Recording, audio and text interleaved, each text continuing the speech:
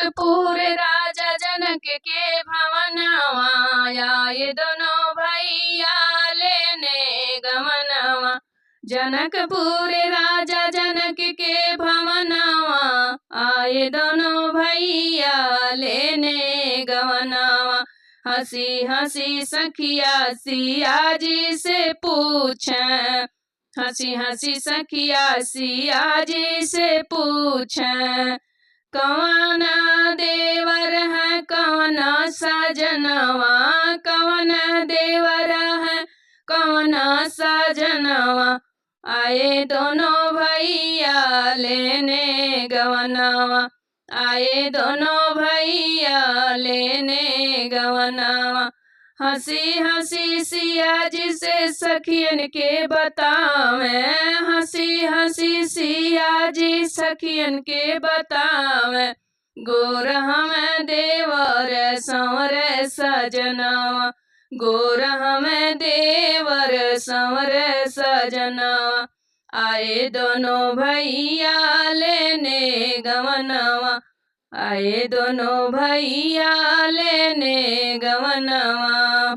जनकपुर राजा जनक के भवनवा, आए दोनों भैया लेने गवनवा। जनकपुर राजा जनक के भवनवा, आए दोनों भैया लेने गवनवा, आए दोनों भैया लेने गवनवा।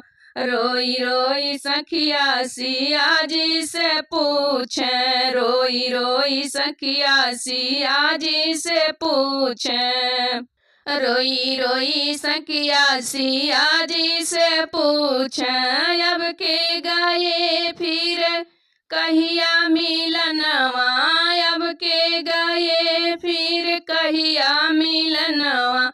आए दोनों भैया लेने गवनवा, आए दोनों भैया लेने गवनवा। जनकपुर राजा जनक के भवनवा, आए दोनों भैया लेने गवनवा, आए दोनों भैया लेने गवनवा।